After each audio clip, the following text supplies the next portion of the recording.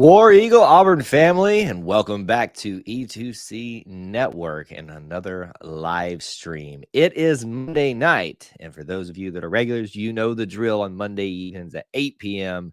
during football season. It's time to break down and, oh boy, grade Auburn football by each of the different units, offense and defense, and how we break it down within each of those two different things, and special teams as well. We usually get around to them at the end. And what an interesting live stream I'm sure this will be, trying to figure out grades, because it's interesting. Last week, lots of F's to be thrown around. And there's probably a few that can be thrown around here as well, or lower grades.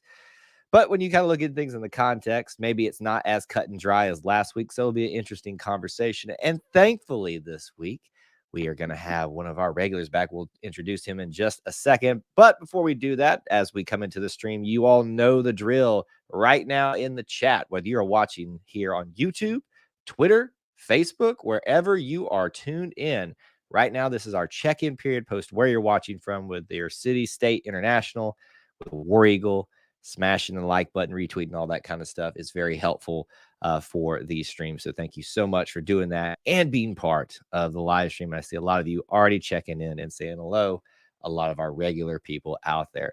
Let's not waste any more time. Without further ado, he is back for another grading session because we got to win. Mr. Benjamin King, what's up, sir? Because we got to win. I'm just kidding. You know I couldn't let you live that one down. Look. All right, so I got to apologize, everyone. First, the glasses versus the cool glasses, because you know what? We're not cool enough right now. Oh. So got to go back to school, get some education. The Penn State game, afterwards I was traveling. Would have loved to have been with you all, even after that. What looked like a catastrophe when it comes to, what we saw on the field. However, statistically, it looked like it should have been a pretty close game. So statistically, we weren't bad. Yeah, but then you actually experience what went on, and then you're like, what the heck? Like, I sat there in the end zone after the game against Penn State and just said, what just happened to me? Like, I wasn't even out there in the field, and I feel like I've been beat up. So, yeah. Thankfully, you didn't have to sit through F after F after F last week. I mean, it was a few of those were well deserved. Yes, they were. It was pretty much. Can anyone make a case for this not to be an F? Like we went straight to offensive line and just said, look, we normally start with quarterbacks. We're going offensive line because it affects so many other things. I mean, it was just. I know we talk about it a lot. Everybody's, it's the truth is offensive line is what continues to struggle. And it's kind of what we base a lot of the other ones around now, the way it's affecting everything. But when it's a game of inches and people fumble at the goal line, you win in the trenches. And our offensive line has had struggles and now injuries. And here we go. Here we go. And a lot of you were asking when I was making predictions or starting to get ready to make predictions earlier in the season, I was giving you the caveat. This is what I think now. Just wait till the injury bug hits. And it clearly has. So by the way, if you haven't, please do go check out the press conference today. We have it up here on the channel for you, but I will have my summary. If you don't want to watch the full thing, my summary, just overall thoughts of that posted right after this show, probably about an hour after. So if you want to check that out on the channel. But that is a good way to kind of get perspective where the team and the coaching staff is at right now after the Missouri win. Ben, just general thoughts, homecoming, Missouri / misery. Just before we go deep dive into some things and some players and positions, like just where are you at with this right now? You know what, y'all, if you watched the first quarter and then decided, you know what? I think I'm gonna take a nap. And then came back for overtime. You would have first said, how did this stay the same score? For Auburn, at least. Because we shut them out in the first quarter. Right. And then you would have said, how the heck are we this close with Missouri the way we looked? We came out on fire. The offense was clicking. Robbie Ashford, granted, we had to go for 2 fourth down conversions on the first drive. So right. I mean, like the aggressiveness though, don't yes. I appreciated that. But we still looked good. And then for 2 drives, for 2 touchdowns, Robbie Ashford ran for one. Tank Bigsby ran for one. And then I think the whole team was like, let's call it a day, boys. Let's take this one to the house. Like we checked all our boxes. Hey man, we got this one. That was a great quarter. Yeah. Woo! And then it was almost like that happened. We shut it down, and then Missouri decided, wait a minute, they actually did schedule us for their homecoming? Nuh-uh.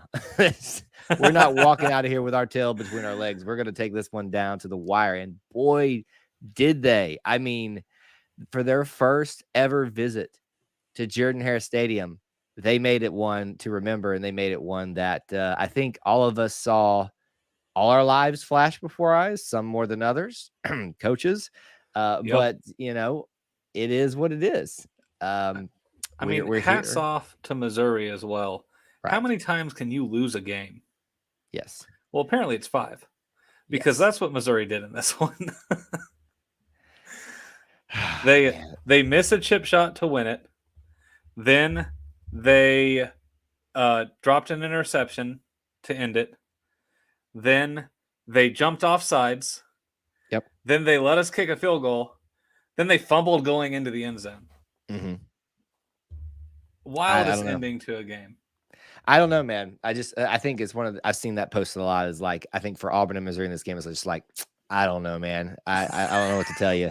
I've never seen a team go from like just literally turning the Jets on at the end and like just about to break the hearts of the homecoming team, and then all of a sudden just fall apart at the same time. Which, you know, there's been a lot of discussions of luck versus did Auburn actually deserve this win and stuff like that. And, you know, my case is always, yeah, there was luck, but, you know, luck is where preparation meets opportunity.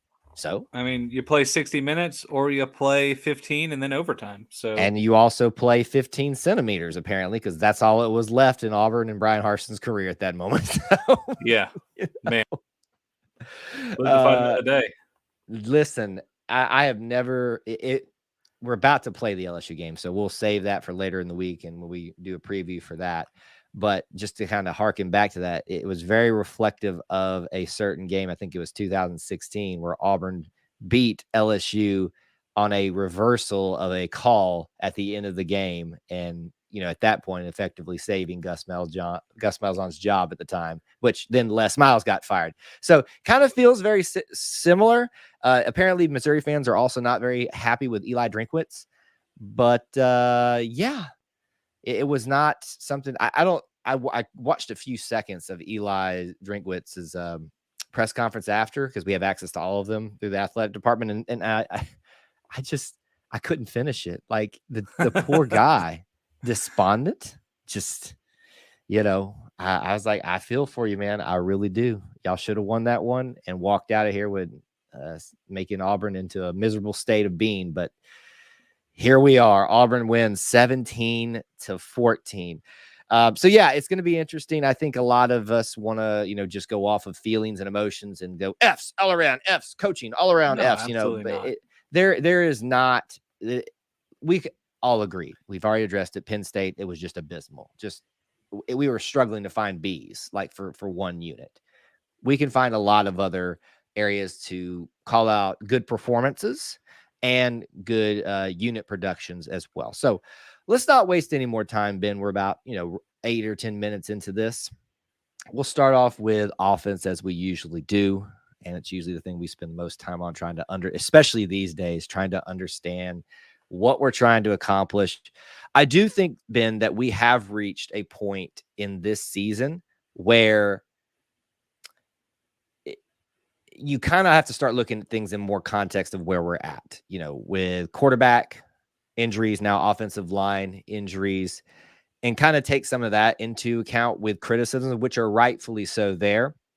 But I know most people can't do that because they can't separate emotions from facts and things like that. But that's just the way it is gonna be. Dusty, we're gonna get there and talk about D Hall putting the team on his back, man. Hey, listen, I hope, and most people know this and are aware how much of a leader this guy is on and off the field.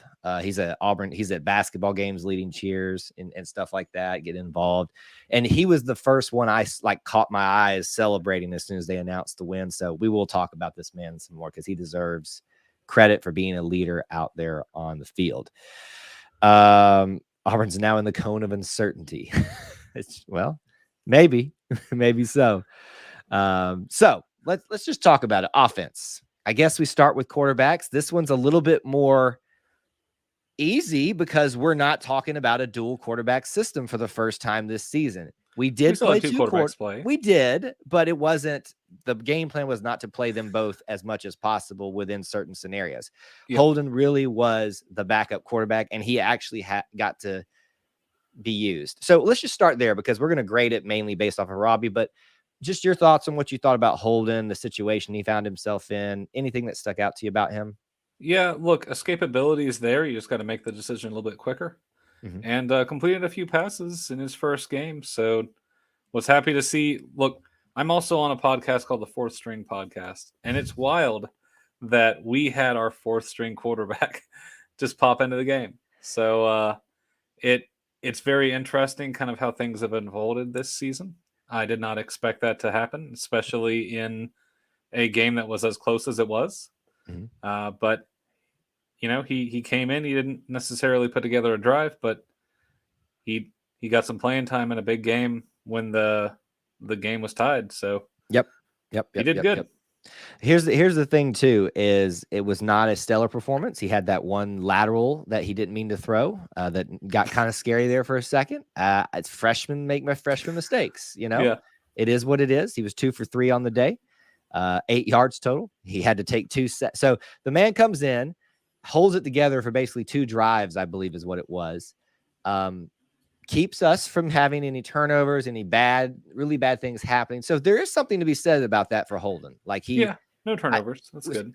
I would say it's fair not to include him on the official grade for the quarterbacks, but you know, if we're grading him, I would say he got is it a P, like passable? Like what's passing grade, that not like a letter grade, but like a, you know what I'm talking about when they give you like a conduct score? What is that? Like sufficient? It's like complete or incomplete. Is that complete? What it is? We'll give him a complete. So he got a C. He got for a complete. But not on the real grading scale. not like a. I mean, that could kind of fit. Met expectations. How about that? Yeah, there you go. Because that's all we were expecting. Just don't ruin it for us. And he came in and did there. So excited that he got his first, taste in a game. But boy, in SEC play, crunch time, trying to salvage homecoming. Yeah. Robbie Ashford. Robbie Ashford. What a journey he's been on. Hoping he was going to get playing time, getting it in the first 3 games. Sometimes a lot of playing time, whether it was because of weather delays or TJ wasn't playing as well or he got hurt. And now you are the starting quarterback as of this moment at Auburn. Will that change this week? We don't know. We'll have to wait and see. But just to give you some stats on his performance, you've got Robbie Ashford, 12 of 18, 127 yards. So very comparable to what TJ's been doing since he's been getting most of the throwing yards. His long was 24. He also took 2 sacks, which is something to really note, that if they got it's not impressive to get through Auburn's offensive line, but the fact that they got a hold of Robbie says something about the type of athletes that you're now playing. That 3rd and 13 was a blind side hit. So maybe a little bit more protection would have been nice. Thankfully, we didn't fumble it away there. Yes, absolutely. I agree. That was a little bit scary moment there for me. They're calling him Nick Marshall Jr. in the chat. Maybe. I don't know. I think he's more talented than Nick Marshall, honestly. Oh, look, Ben. Nick Marshall. No, Ben. Look. Nick Marshall was an incredible running quarterback, and he could pass. But Robbie has had some flashes of really good passing. Oh, listen, when I say this, and I'm arguing with you about this, I'm not saying he's not talented and he couldn't be great. But that ball right there, there it is. You're not going to tell me right now, at what we know right now, Robbie Ashford is better than Nick Marshall. Nick Marshall was the best cornerback we've ever had throw and run the ball at Auburn University. Ben, I don't have time to get on this soapbox with you tonight. Don't push me. I will fight for that. I will fight for Nick Marshall about as much as I would for Cody Burns or Carnell Williams. That's how much I love that dude. He is like quickly risen up. Not a perfect dude by any stretch of the imagination. In the pros, in the CFL, he is an amazing cornerback. Goodness. He's had a few touchdowns there too. Yep. Because he's so shifty. He is shifty. Robbie just needs to read coverage a little better. Well, and I think some of that comes with time, right? He's been asked to come in and give a change of pace quarterback, running a lot of the time, not really being expecting to throw a lot. So this is really going to, hopefully, if we want to look at the bright side of a situation where we have to utilize Robbie more, this is going to give him more opportunities to learn how to see and read and manage the game better. And he continues to get compliments from the coaching staff on about how he's managing the game based on the expectations they have for him. Linda says that Robbie said Holden is the best passer in the room. I'm so proud of Robbie. He's a team guy. Linda, I'm not going to say unlike TJ. I think it's a little bit forward. TJ has shown that he's a team guy as well. But Robbie has also shown that as well. One of the great things about Robbie is he seems very eager to contribute any way he can, even throwing blocks, to his detriment, because he got hurt in this game. And that's why Holden had to come in. Threw a beautiful block down the field to spring Coy Moore a little bit further on that broken up trick play that we had. So sometimes you got to be smart. Sometimes you got to not do that for yourself. But at the same time, I think if I may offer one bit of advice to Robbie right now, be aware of what the quarterback room is like right now. We've got one out for the season, supposedly with a surgery that's coming. TJ's questionable. Holden's learning. Buddy, you're all we got right now. So just please, who do we have as cornerback on this team? On cornerback? Yeah. We need another Nick Marshall. So you want Nehemiah Pritchett, DJ James, you want Jalen Simpson. People are not happy with Jalen Simpson. We'll get to him in a little bit. All right. Let's grade this thing out, everybody. What would you grade? We're mainly grading Robbie Ashford here. What would be your grade for quarterbacks? Share that in the chat right now. What about you, Ben? Yeah, look, 67% on the day is not bad. If it was just a quarter grade, I think his first quarter was an A.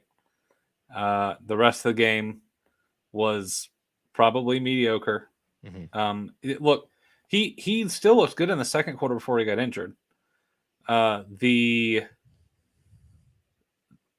appreciate how he puts his body on the line. So I do too. Yeah. So A for effort there too. But then getting yourself hurt is not good. Right. So that's a C there. Okay. So I'd say B average for B Robbie average in this game. I kind of I kind of like Quentin's B minus, not because there's anything majorly wrong when you look at the context of what he's working with at the time. I think he did a lot of good things. I think he made some mistakes, as we expect someone of his experience level to make. He didn't throw an interception this game. I got to give him credit for that. Oh yeah, because they called the one off, but he almost had that one. Well, if that had happened, then it would have definitely impacted my score here. It remind me if I'm wrong. Didn't he get hit from behind on that one too? It was wobbly. It was wobbly. So, look, he's in a tough spot, just like Holden was. So we kind of have to be a little bit lenient there. It's definitely above average, and I think a B minus for me is a very good grade for him. So Dusty seems to think the same thing as well. A for Holden. I don't know that Holden's performance was A worthy. We gave him a complete. I don't think so. We gave him a complete meets expectations, but that's also because of the body of work he was given to work with and allowed to do. And you could definitely tell it was he had the eyes like saucers out there a little bit. Yeah. I wish this is one of those games where I wish I could have a TV screen in front of me at the game, so I could look and see the reaction in their eyes and be like, oh my gosh, what is going on here? All right. Quarterback, surprisingly, as frustrating as it's been, is not one of the areas that I think we may be frustrated sometimes, but not wanting to dog anybody here because we're looking at things in context. Mm-hmm. What do you want to do next, Ben? You want to just get the offensive line out of the way? If you want to, man, let's do this. Let's just do it. Okay. Because again, it affects so much of the other things as well. Context as well. That's a big key word tonight. Obviously, and someone talked about it in the chat already, that what was our second string center in Tate Johnson after Nick Brahms got hurt is now out for effectively the season. He's not officially out for the season, but it will take 6 to 8 weeks. 6 to 8 weeks, which depending on the healing process goes, you could see him at the very end. Yeah. I'm just going to say at this point, with such a young guy in his career, you don't want to rush things back. And it's not like he's, no offense to Tate, I don't know that anybody right now can single-handedly make the difference for this offensive line. So my hope for Tate is that he doesn't come back unless his doctors and his coaching staff are 100% sure this is fine. Take care of yourself, my friend. Get back and get ready. Yep. So with that in mind, for the offensive line, allowed 4 sacks that I have on here. Running game was abysmal. Just overall, we rushed 45 times, I think is what it was. We only 1.8 average. Ben, I have not seen rushing numbers like that in quite some time. I mean, it literally felt like there was never a hole for someone to run through in this game. With the context of what happened in the middle of the game, you try to understand, but it's just more the same, and it's so frustrating. And yeah, maybe they provided a little bit better pass protection at time outside of the 4 sacks, but it's just so frustrating. It really is. I mean, any other thoughts on the offensive line? Does the transfer portal work mid-season? We need a 3-foot wide center. 450 pounds. Let's get him a Cadillac NIL deal and get him on the field, because that's the only thing that could save us right now. And I just don't know if offensive line is saving this season. Here's what I wrote on Twitter today on my personal account. I said it has to be understood and said that, with the loss of yet another piece of depth at the center position, first of all, but in the offensive line as a whole, you really have to wonder, can the offensive line have a turnaround this season? My hope is that they do. Like, I mean, if you're not hoping for that, though, personally, I'm just going to say it, there's something wrong with you as an Auburn fan, because that just means that you want this team to suffer just so you can get your little whims of seeing a coach fired or this player not being here anymore or whatever. I don't want to pay out another coach. You better. What's that? I don't want to pay out another coach. We're still paying the last one. Well, but maybe the one before. All that stuff will take care of itself. Your hope should be that this thing gets figured out and turned around. So when we criticize, when we're negative about the offensive line, this is not said because we're not excited about talking about that. We want this to work. We want them to figure it out, and they're just not getting it done. And now they're having the things that they can't control, injuries, factor into the equation even further, and it's just going to continue to. Yep. With that being said, everybody, if you haven't offered your grade on offensive line, please do so right now. Ben, what you got? Gosh, I don't want to be mean because of the injury. Don't kick something while it's down. But like, that was a D performance.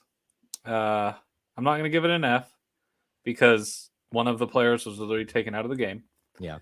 But yeah, like, you can't open a hole. You don't do great in pass protection. You about killed our 4th-string quarterback because you didn't block. Like, it's not a passing grade, guys. I'm sorry. It is not a passing grade. Question for you: if this performance is the same, but Tate Johnson stays in, is it an F? Probably. So really, it's just you're giving the benefit of the doubt because of the injury. That happened. Look, when you lose your center, that it's really, really, really your second center of the year by, it's tough. That is extremely tough to be able to bounce back in a single game. Yeah. I don't know. I don't. Again, the theme was I don't know, man. I don't know, man. I'm just gonna give them a D-. I give them a little bit of a grace because of the injury issue, but there's not a lot of redeeming qualities there. All right.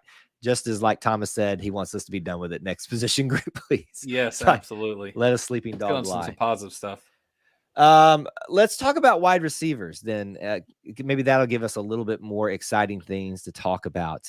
With Robbie's day passing and a little bit of Holden as well. It's not outstanding numbers, but I think the more exciting thing is some things that we saw from some current players and that we've been talking about, but also some new ones that have been given more time, more opportunities, it seems like. First of all, I want to point out that our leading receiver, Javarius Johnson, does not make a single catch in this game. Mm-hmm. Go figure. That's interesting. It's really weird. Coy Moore is probably the star of the day in many facets. You can see why he was a big loss for LSU, even if he wasn't maybe the star wide receiver, because he's an athletic, talented guy. They trusted him to do a double pass, even though it broke apart, and he still made something happen. Sure, it sacrificed our only quarterback, but what the heck, you know? That was a quarterback decision. That wasn't on Coy. It was, but it's kind of like we talked about. You kind of the guy sells out for the team, but think before you do it now these days. What sticks out to you, wide receiver? I know I've kind of taken the Coy more steam, but what else sticks out to you or anything about Coy? Yeah, Coy in that big reverse around play, just the awareness I thought was very impressive. The fact that he ran the full side of the field to get away and make something happen was excellent. I think Schenker actually was one of the offensive MVPs. So that's got to be said. It was Robbie Ashford and John Samuel Schenker. Yeah. And I don't know. I don't think there were any false starts from him this game that I can remember. Right. So there is improvement. That is, yeah. But you would hope that your seniors wouldn't be doing stuff like that. Well, you would, but then it happened multiple games in a row. So we got to call it improvements where they come from. If I may tag before you continue, just since we're on the Schenker discussion, twice I remember he catches the ball, takes like a little light hit, but then he reverses course and kind of keeps going for more yardage. Like, when you think of tight ends, you don't really see them outside of throwing their shoulder and getting like 2 more extra yards because they're so big and falling. This guy planted his foot and kept going and gained, 5 more yards because of making that really great decision. So I really valued that out of Schenker in this game. Yeah, completely agree. Go ahead. The wide receivers, quite a few of them caught each target. So you've got Brown, Kelly, Jackson, and Bigsby, who all caught. They were 100% on the day for targets and receptions. So, I mean, that's a positive right there as well. Hey, we're taking whatever we can get at this point. and listen, we do need to give credit where credit is due, even in a day where there's not a lot of credit to be given around, because we have criticized, rightfully so, the offensive. The offensive line. Wow, going back, I'm just reverting back to the old things. The wide receiver group, especially last year, and we're hoping that things were going to start heading in the right direction with Ike Hilliard coming in as wide receiver coach this year, and it seems like that is happening. We're seeing guys make plays, not just making the catches, doing the things that they're supposed to do, but making plays. And I know tight ends is a different group. We're throwing them in here because it's part of the receiving discussion. Just the fact that we've got guys out there getting the job done. Do you recall any bad drops in this game? It's hard for me from where I was in the stadium to notice any bad drops. Do you remember any? Not any bad drops. I know Schenker had one. It's funny when Coy Moore had his initial runaround play, the commentators were like, "Who is that?" So, and we're asking the same thing. And then he came off just as the leading receiver in the game. He had a couple drops, but nothing bad. I don't remember Johnson actually being targeted. Yeah, that's weird. It must have been one of those where it was thrown into like an area where he wasn't even there, maybe a miscommunication, but he was clearly the only one that could have been the target. I don't know. It's weird he didn't get into the game, which was it a lockdown corner situation? I don't think so. Here's the other thing too, and we'll talk about this in just a second further with the running game. All we heard last week is 9 carries for Tank Bigsby. Give Tank the ball. They gave Tank the ball and see what happens. We'll talk about hold that for a second. We'll get there in a second. Let's finish this one out. Everybody right now, grade the wide receivers. I keep going back to the offensive line because I just can't because it all comes back there. Get off of it, Kyle. I know. I'm sorry. Okay. Wide receivers, and what is your grade for them? Yeah. Look, I'll give them a B+. Most of the group did very well. No one, there's really no reason to take away from them besides the fact that we didn't have a single passing touchdown. And I know that's not on the wide receivers, but if you can't make a play and get into the end zone, then you can't get an A from me. So I'm sorry. It's fair. I'm actually going to be a little bit more lenient on these guys because I've been looking for, a game I can say they were the shining light of this, and they are. And I think out of all the offensive units we're going to talk about, they're the shining light. So I'm giving them an A-, simply from the body of work that they were given to work with. Coy Moore made something out of nothing. We saw Shanker make some great plays, even though he's a tight end. Just the fact that we get to see guys like Camden Brown, Omari Kelly, in the game and actually catch something. To me, this is better. This is good. This is what I wanted to see. So I'm going to give them an A-, and not that they listen to the show, but take that as a sign that Kyle is in your camp, seeing some positivity. This is really boring to talk about because there's not much to talk about with running backs. So we can go through this as quickly as you'd like.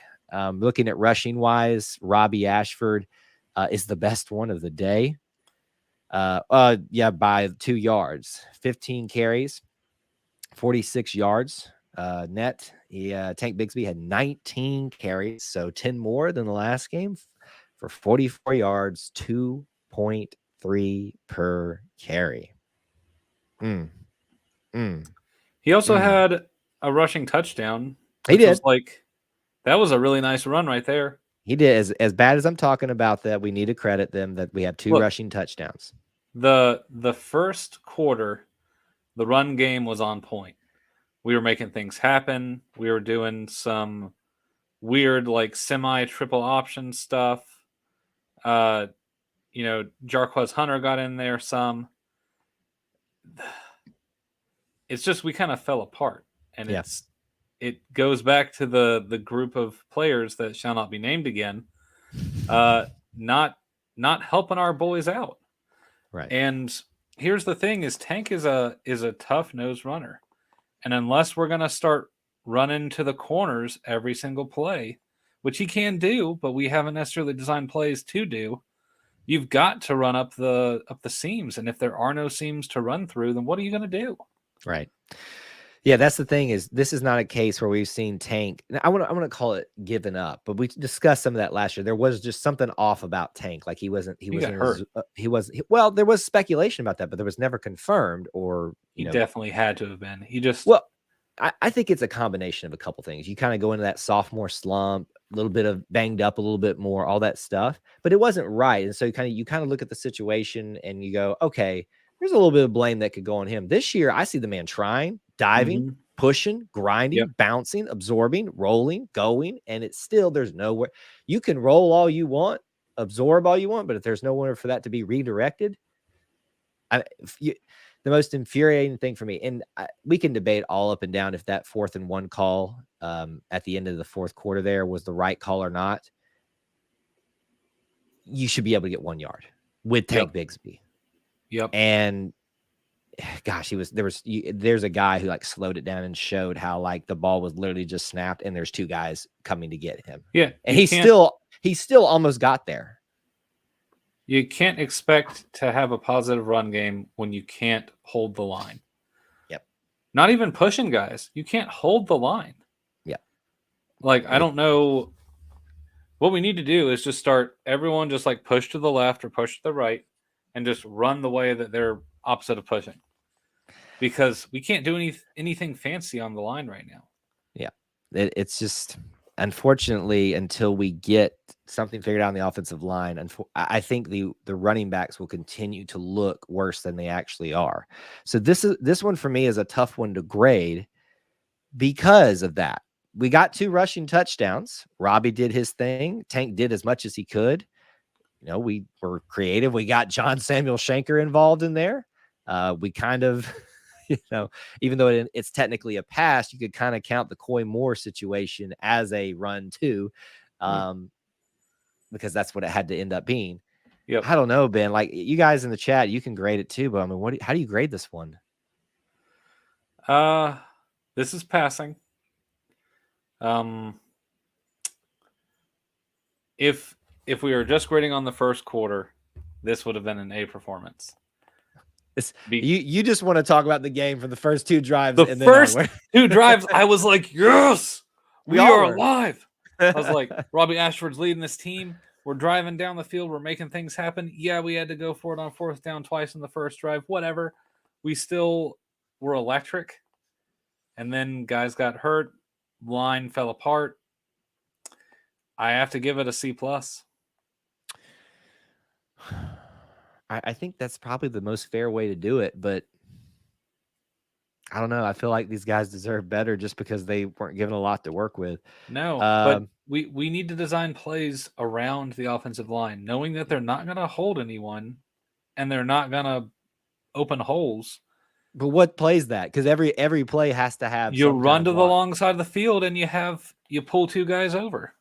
So basically, just have everybody run to one side, just throw their bodies in the way, and just let Yes. Jarquez outrun them. Okay. Yes, we have two extremely fast, extremely talented running backs and a quarterback. So, like, look, as much as I don't love the way Malzahn ran the triple option type deal, he'll get you some yards. He will get you yards on the outside. Yeah. I guess I'll go C+ too. It's passing, but it's there's not a lot to get excited about. So when you look overall at this offense, Ben, kind of taking it holistically, how do you grade this offense? Not excluding and trying to keep the two, the two first drives are separate. Holistically, how is that? Yeah, I think overall the C+ holds strong for the entire offense. The offensive line definitely took this thing down. Not as much as they could have because of injuries, and we all understand that. Right. Wide receivers had bright shining moments. The run game in the first quarter had a bright shining moment. Yeah. The quarterback looked good until injuries, and injuries kind of plagued a couple of different sections of this offense. So I've got to give them a C+ overall. I'm going to give them a C-. It's still passing, but because they just let me sit in my misery up there as it started to get hotter and hotter. Now I'm a little salty about it. Obviously it was enough to get the job done, but boy, it was so close to being a D. If we didn't win this game, that curve that I gave them, gone. the curve that exists is simply because of a win. I mean, that's fair. Yep. That is fair. All right. As usual, we spend a lot of time on the offense. Let's try to talk about this defense a little bit, because I think that is where some of the bright spots are. Not all of it. It's not perfect by any stretch of the imagination. You'll start right at the front. And again, similar to tight ends, it's kind of hard because the edge position is kind of a hybrid between a defensive end / linebacker situation. But we're going to throw the edges mainly into that defensive line discussion because they are so involved in the pass rush, in the run defense. So when you talk about that, you got to think about guys like Derek Hall, who just got award after award today. He is just raising his stock. He got something on his resume this go round that not many defensive ends or edge rushers have. And then, at least a lot of them, an interception. So he can make plays out in the flats, not just behind the line of scrimmage. So, when you talk about edge, defensive line, and let me just say this too, and I'll let you share some thoughts.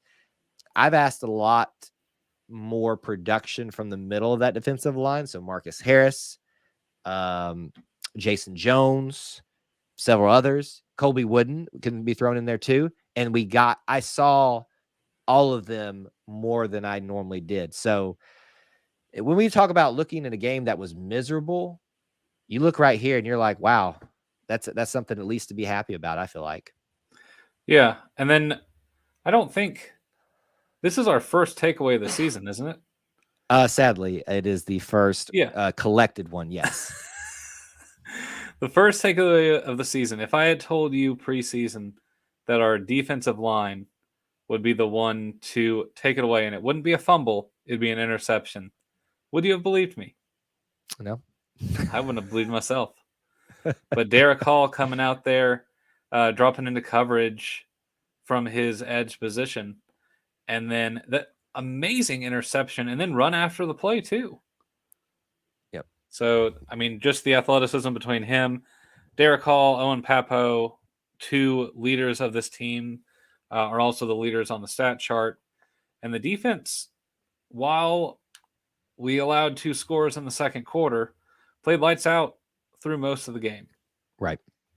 So you look at defensive line edge positions. You had mentioned that Derek Hall is the second leading tackler with 6 total tackles on the day. His interception went for 19 yards. If we're giving out a game ball, I think it clearly goes to him or the punter, which someone brought up in a second, which we'll That's talk special about. teams. Yeah, special teams in general. We'll cover that in just a second. Here, he has 2 sacks on the day. Colby Wooden gets a sack.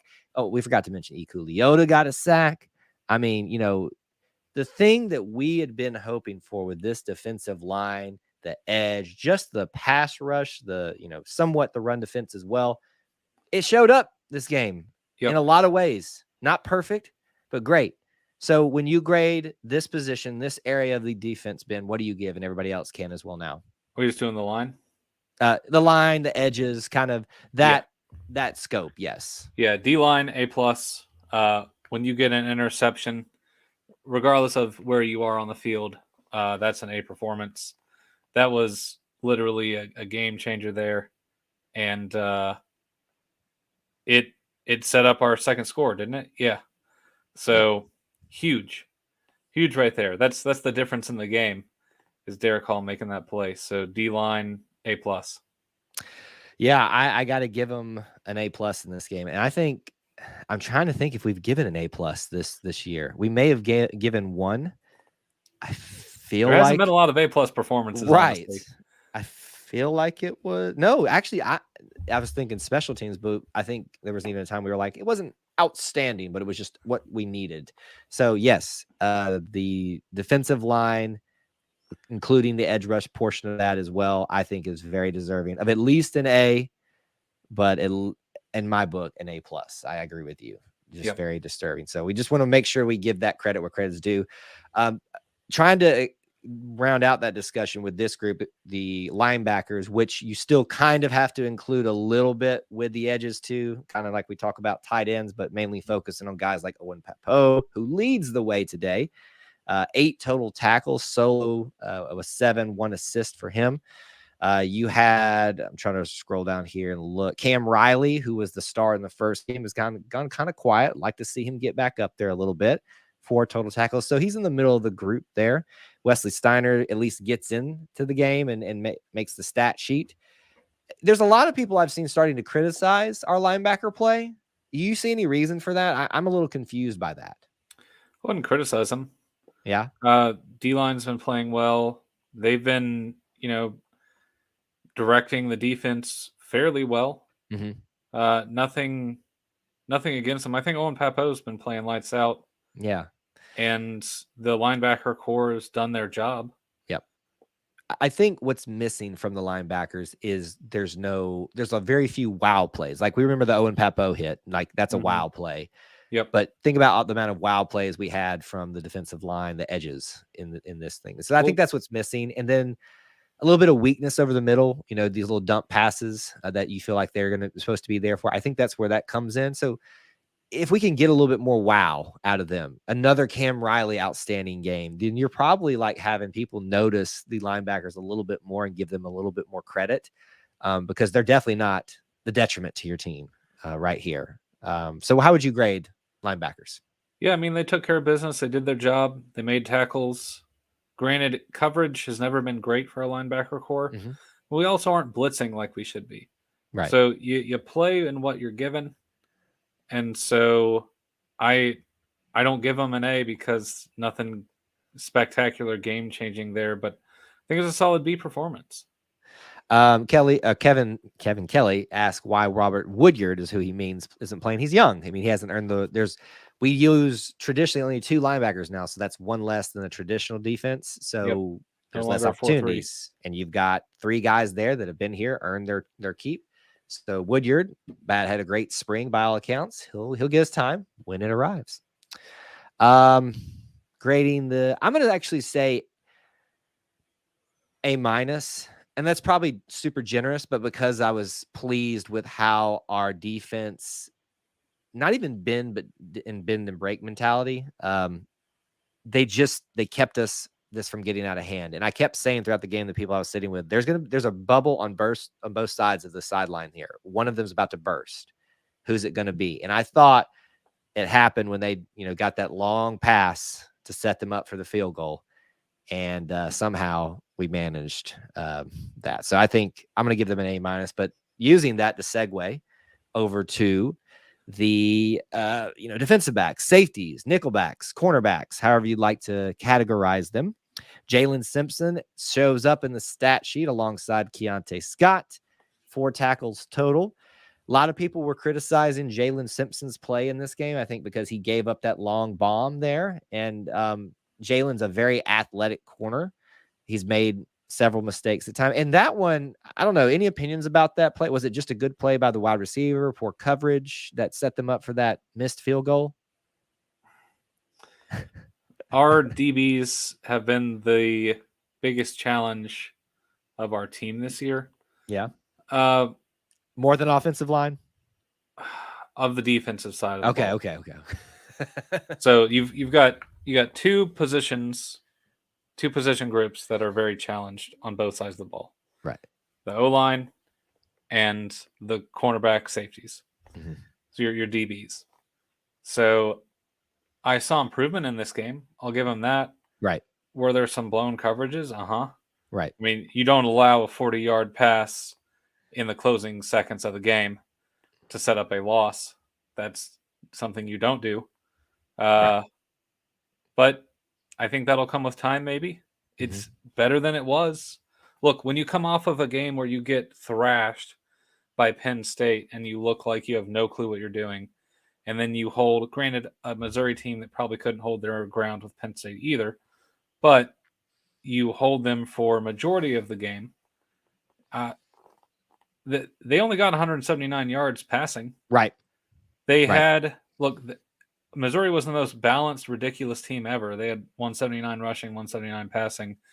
Defense held them pretty well throughout the game. Offensive production really stagnated for them in the second half as well. Mm-hmm. And that's because our D stepped up. They did. So, they absolutely did. Am I going to hate on the defensive backs this game? No. Right. Did they allow some boneheaded plays? Not as many as last week, so there's improvement. I remember 2 big catches, the one we just discussed, and there was another one on earlier in the game on the other sideline, pretty far down. But that's really it, I think there were some missed tackles at times. I think that's probably one of the areas we could really improve. But then you've got like shining lights like DJ James, who continues to get more playing time and makes plays. That's a great thing. Caden Bridges got his first start at safety in this game. He got 2 tackles, and I don't remember him standing out, but we've got talent that's earning playing time, is getting put in there by the coaching staff. Nehemiah Pritchett, he doesn't show up much on the stat sheet outside that 1 tackle, but you don't hear him talked about a lot in terms of he's kind of low key, if that phrase, becoming kind of a Roger McCreary, where we're nowhere near Roger. Let's just be honest. And that's not what I'm saying, but like, how you'd forget Rodgers over there because people knew not to throw over there. And when they did throw over there, you're like, why did you do that? That's McCreary Island. Don't come over here. So it's kind of like Pritchett is becoming that for us in my mind, and presents that challenge for offenses to do you chance throwing over there, because you're not going to have a good success rate with him defending your guy. With that in mind, your grade, sir, for defensive backs. Yeah, DBs, look, you bent, but you didn't break. And for that, I give you a passing grade. It's still not great. Dang it. It's somewhere between a B- and a C+. I have to go a C+. Well, that's fair. I'm going to give them a B- because a lot of what you said here, they did what we needed them to do. It could have been a lot better and a lot prettier, though. So I think a B-, a C+, that if there's like a medium in that range, it's probably really where it lies. But those are 2 grades that I think are very warranted from this unit for this particular game. Defense as a whole, what do you think? Obviously, a shining bright light from the defensive front. A little bit, from the back end, enough. But what do you think overall defensively in this game? Yeah, I got to give them a B+ overall. Mm-hmm. Look, we got to take away. That was the change in the game. The defense came through.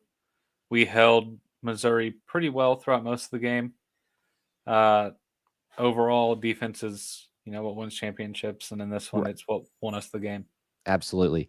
Yeah, I think a B minus, a B is warranted here because they got the job done and gave us an opportunity to take advantage of the luck that was there at the end of the game. And look, if that Missouri player, whoever it was, doesn't get hit, Exactly.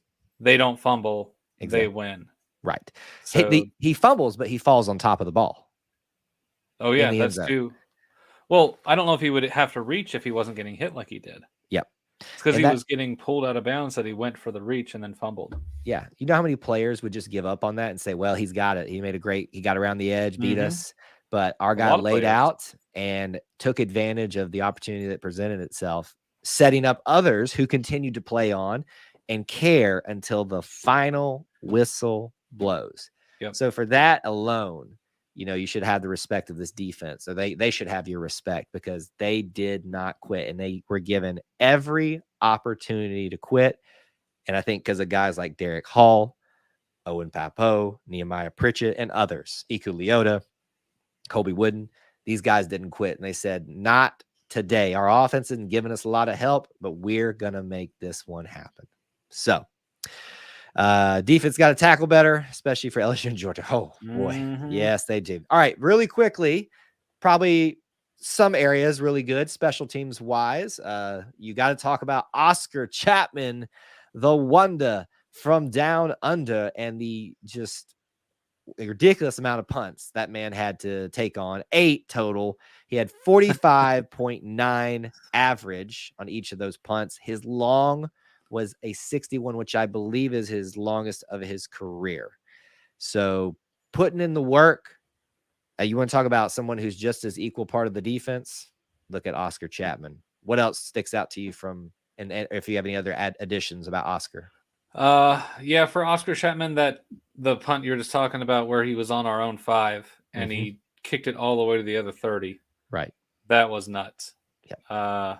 The fact that he could change the field like that multiple times in the game was huge. It was. So in a game where we just stagnated after the first quarter, we had to have a really good punter, and I'm very thankful that we have the golden leg once again via Oscar Chapman. Trying to get his Ray Guy award this year, apparently in this game alone. He's probably top statistical punter right now. Look, listen, all he needs to do is show this game and say, look how I kept my team in the game. We had no business being in the game at a certain point, and because I kept literally, this was a game of field positions at one point because neither offense was doing anything. It was really whose bubble was going to burst because of the situation it found itself. Each team found themselves in, and Oscar Chapman, yeah, outstanding. Can we both agree he's an A+? Yes. Just by himself. There are 15 punts in this game. Doing the math, all that. The amount of yardage in this game from punts is like surpassing all of our yards offensively for this season so far. It's ridiculous. Just absolutely ridiculous. Obviously, Anders missed his 1 field goal, had 2 attempts at it, but he made it when it counted. Hats off to him. Big players make big plays in big moments. So hats off to him for doing that. Not really anything outstanding that I remember from punt returns or kick returns. Anything else? I will say the kick return coverage, our tackling on special teams is not great.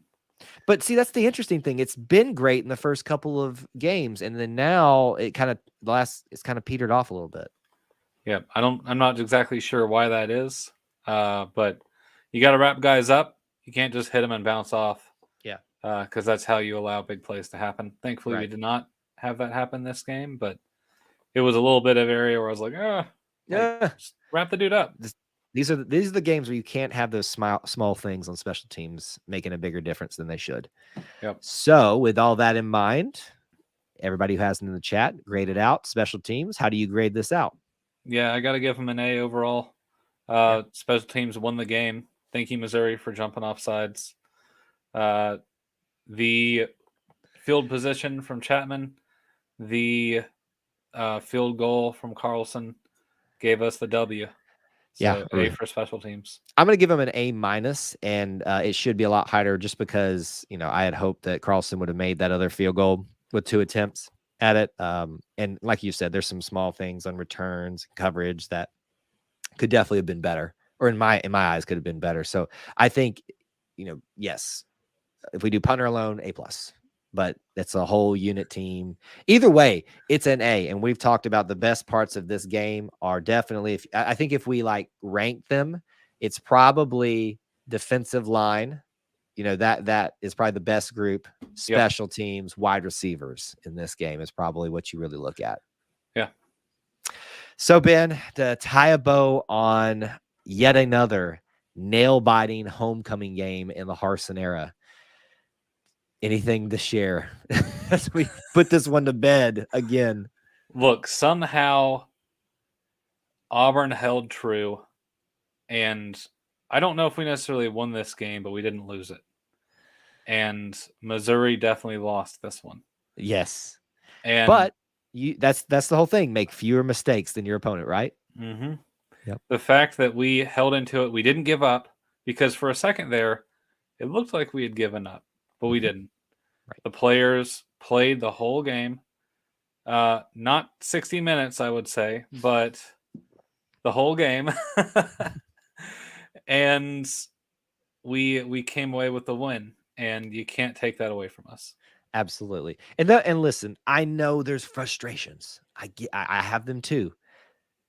But you need to if your first reaction after that game was disappointment because this wasn't your big thing to hold against Harsin, that's a problem. You got issues. I'm going to be honest with you. You really got issues if you're not celebrating the win. You can say in one moment, yes, we won, but all of a sudden, God, we should have never been there. Like that type of exchange can happen reasonably. But saw so many. Go ahead. Our head coach put his namesake and his forehead out on the line for this game. And golly, I hope he wears a hat for LSU. Well, hold on. I am missing something here. What's this whole thing with his forehead going around? He got burned. Oh, man. Bad. Okay. There's something called sunblock, sir. I know Boise doesn't matter. Like, yeah, you're up in the mountains and the sun only comes once every blue moon. But yeah, look, in the deep South, sunblock is a necessity, especially when you have a day game. You had 2 night games, and maybe you got a little bit cocky. Mm-hmm. Sunblock, hats. I don't care what kind of hat you wear. Protect your head, bro. Yep. The ghost of Jordan-Hare gets an A+. And the video in pregame kind of talks about this. Some call it luck, some call it a curse. Missouri is now finding themselves in the curse of Jordan-Hare and the magic that happens there, or just the sheer unexplainable things that happen sometime. Speaking of which, with LSU coming up and a hurricane kind of coming around the outskirts, not necessarily going to hit Auburn, but the remnants of it, that's kind of already setting the stage for what will be a fun night. And I'm excited to talk about LSU later on in this week with you all. Real quick, let's do this. And maybe we have just a few minutes here, maybe 1 or 2 comments or questions that you might want to ask Ben before we get out. Check out all the links in the description for ways you can help support our content here. You can become a channel member by hitting that join button down below. You can also become a Booster Club member if you want some more perks. Check all of those things out in the description. Make sure you smash that like button as always for things like that to help keep the lights on here at E2C Network Central. You can find me on Twitter at Kyle Loomis24. Ben, where can they find you? You can find me at BENK1NG. Yep. Wait, how do I point that? It's right you got there. You. The right mirror there. Thing got you. Also, Captain Plainsman, we're at CAPT_Plainsman. His alter ego, which he's like halfway in right now. Halfway in. Look, I'm making my way back. I'm feeling good about this LSU game, though, so I'm excited to recap that here in a week. Feeling a little saucy about the LSU game. I hope so. Another Tiger versus Tiger. 2 Tiger Bowls in a row.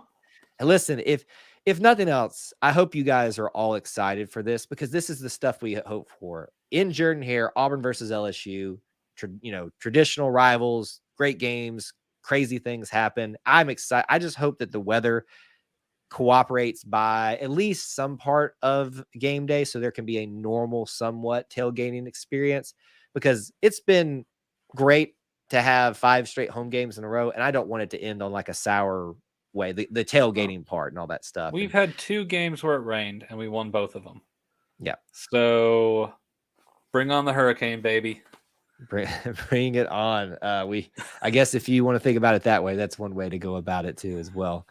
But night lights, we'll get to the light show, all that kind of stuff. Be excited, folks, because you almost didn't have Auburn football in 2020. So nothing is guaranteed. Take it for what it's worth, even if it's frustrating, because we still love our Auburn Tigers. Ben, thank you for being here again, my friend. Grading this out, hanging with us here. And thank you all for watching, because you are the best little family within the Auburn family. And until we talk to you again, my friends, War Eagle.